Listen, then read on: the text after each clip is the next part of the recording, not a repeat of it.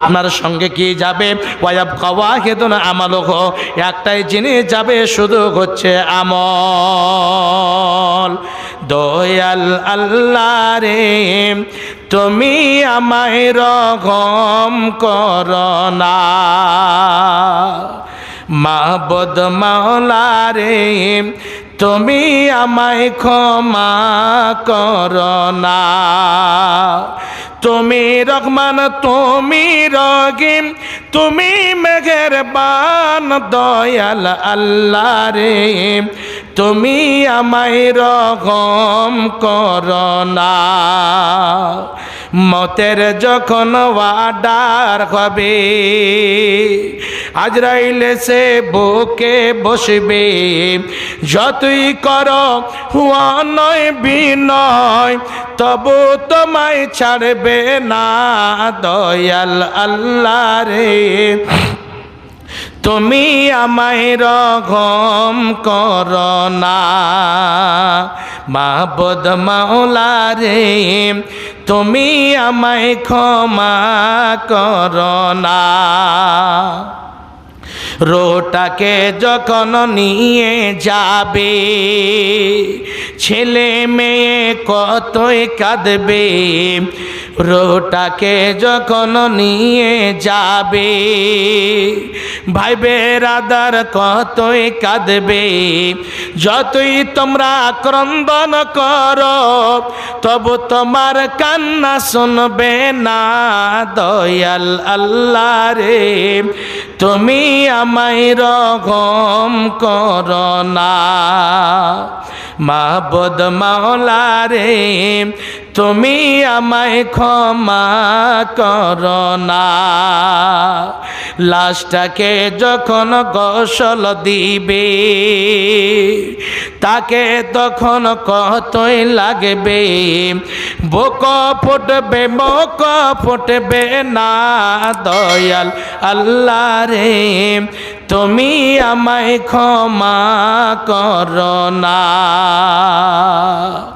লাশটাকে যখন নিয়ে যাবে, তখন সে কেঁদে বলবে, আমায় নিয়ে যাচ্ছ কোথায়, একটু আমায় বলো না।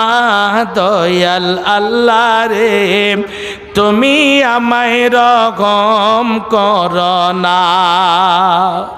মাবুদ মাওলা রে, তুমি আমায় ক্ষমা করো না। বাপজান আমার, ভাই বেরাদার, ছেলে মেয়ে, জমি জায়গা, বিল্ডিং, ঘর বাড়ি সব থেকে যাবে। যতই সে ধনী হোক না কেন, যতই সে গরিব হোক না কেন, আপনি ধনী মানুষ আছেন তাই বলে আপনাকে লক্ষ টাকার কাফন দিবে না। আপনাকে যে কাফনটা দেবে, সেই কাফনটা একজন গরিব শ্রেণীর মানুষকেও দেওয়া হবে। সমস্ত মানুষের হার এক হয়ে যাবে। আপনি ধনী আছেন, আপনি এমএলএ এমপি আছেন তাই বলে অন্য জায়গাতে রাখা হবে, অন্য হিসাবে আপনার হবে না। না, একই রকম ঘরের মধ্যে রাখা হবে, যে ঘরে কোনো জানালা থাকবে না, কোনো এইরকম আপনার বিছান কেতা থাকবে না, কোনো আপনার বল বাতি থাকবে না, কোনো আপনার সেই ঘরে কোনো সঙ্গে সাথে পাবেন না, একাই থাকতে হবে।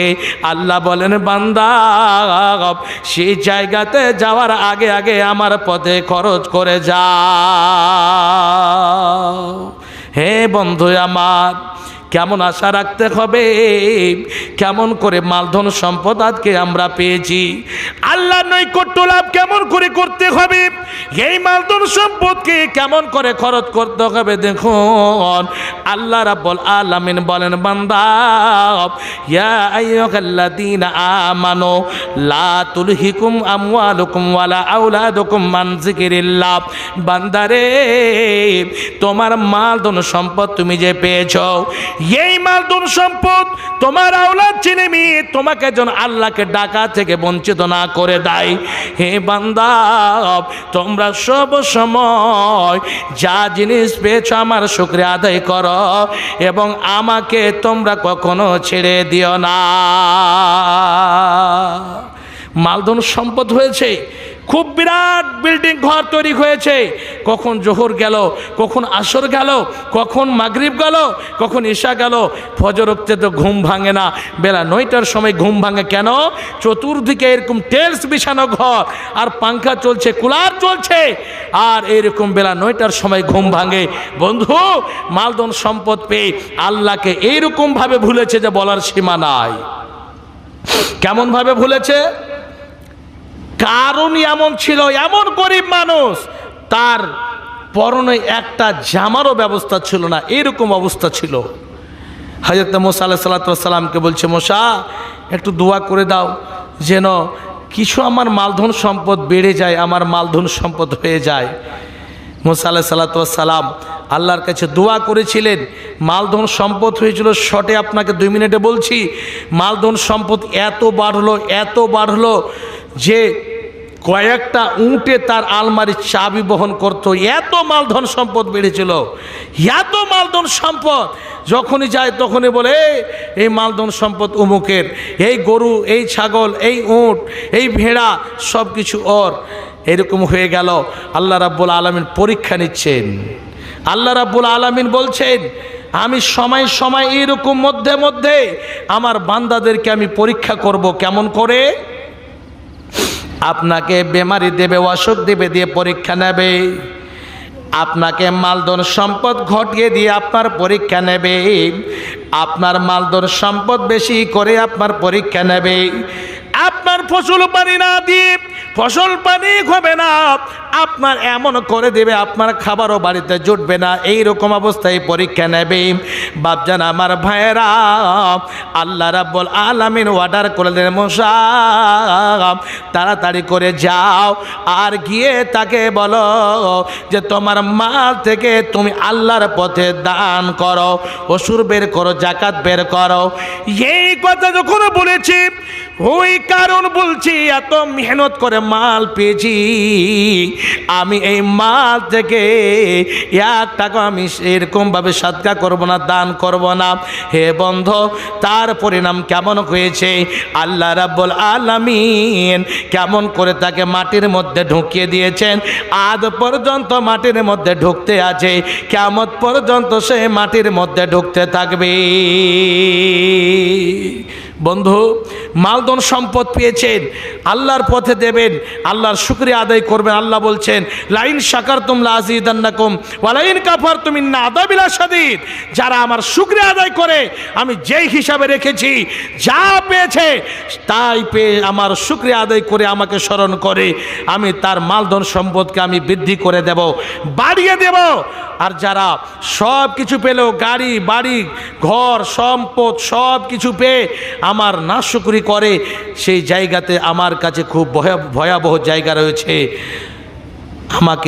আমার কাছে খুব খুব এইরকম মারাত্মক জায়গা, যে জায়গাতে এইরকম ভীষণ আগুন জ্বলবে দাও দাও করে, সেই জায়গাতে আমাদের মতো নাশুকরি বান্দাদেরকে সেই জায়গাতে থাকতে হবে। বন্ধু আমার, আল্লাহ রাব্বুল আলামিন মালধন সম্পদ দিয়েছেন। এই জায়গাতে আপনাকে বলতে চাই, জাঙ্গে ইয়ারমুকে নবীজি সাহাবায়ে কেরামকে ডেকে বলছেন, ওরে আমার সাহাবীরা, তোমরা দান করো, অনেক কিছু খরিদ করতে হবে, যুদ্ধের প্রান্তরে যেতে হবে, তোমরা এখানে এসো, দান করো। সবাই দান করতে লাগলেন। আলী দিলেন, উসমান রাদিয়াল্লাহু তাআলা আনহু দিলেন, এইরকম করে করে দিতে লাগলেন। হযরত ওমর রাদিয়াল্লাহু তাআলা আনহু দিলেন, শেষের বেলায় আবু বকর রাদিয়াল্লাহু তাআলা আনহু দিলেন। নবীজি জিজ্ঞেস করছেন, তুমি কি দিয়েছো বলো? বলছে, আমি অমুক জিনিস দিয়েছি। এই রকম করে করে জিজ্ঞেস করতে করতে যখন উমারের পালি এসেছে, উমারকে বলছেন, উমার তুমি আজকে কি দিয়েছো বলো? বলছো, নবী গো, আমার মাল থেকে অর্ধেক মাল আজকে আমি দান করেছি। শেষের বেলায় হযরত আবু বকর বকর সিদ্দিক রাদিয়াল্লাহু তাআলা আনহুর বাড়ি এসেছে। আবু বকর লজ্জার মধ্যে এমন আছে, লজ্জা করে নবীজিকে বলতে পারছেন না। হে বন্ধু, গরিব মানুষ ধনী মানুষের পিছনে থাকে না। একটা ধনী মানুষ যদি নিজের হিসাবে 10,000 দান করে, গরিব মানুষ নিজের হিসাবে 500-1000 টাকা করে দান করে। হে বন্ধু, গরিব মানুষও ধনী মানুষের পিছনে থাকে না, সঙ্গে সঙ্গে দান করে। আবু বকরকে বলছেন, আবু বকর তুমি আজকে কি দান করেছো বলো। আবু বকর বলছেন, নবী গো শুনুন, আমার বাড়িতে আল্লাহর নাম ছাড়া এবং আপনার নাম ছাড়া কিছু ছেড়ে আসেনি। আমার বাড়িতে 1 থেকে 1.5 কেজি পরিমাণে কিছু আনাজ ছিল। ওই আনাজ আমি আপনার কাছে নিয়ে এসে হাজির করেছি। হে বন্ধু আমার, চিন্তা করেনি কালকে আমার ছেলে মেয়ে কি খাবে, কালকে আমি কি খাবো। 1 থেকে 1.5 কেজি আনাজ ছিল। এই পরিমাণে আনাজ নবীজি যখন বলেছেন তোমরা দান করো, আবু বকর সেই আনাজটা নিয়ে এসে এইরকম তো হয়ে দাঁড়িয়ে আছেন। হে বন্ধু, নবীজি জিজ্ঞাসা করতে করতে সমস্ত সাহাবীদেরকে বলছেন, ওরে আমার সাহাবীরা, আজকে অনেক দান করেছ, খাস করে ওমর অর্ধেক মাল দান করেছে। আর শেষের বেলায় আমার প্রিয় বন্ধু, আমার শ্বশুর খাস করে এই 1 থেকে 1.5 কেজি এরকম আনাজ দান করেছে। এই আনাজ সব থেকে নিম্নমানের, সব থেকে ছোট দান।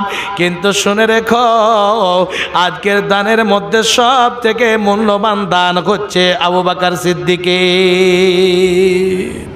বন্ধু, গরিব মানুষ হতে গেলেও নিজের হিসাবে সে চিন্তা করেনি কালকে আমার কি হবে। বন্ধু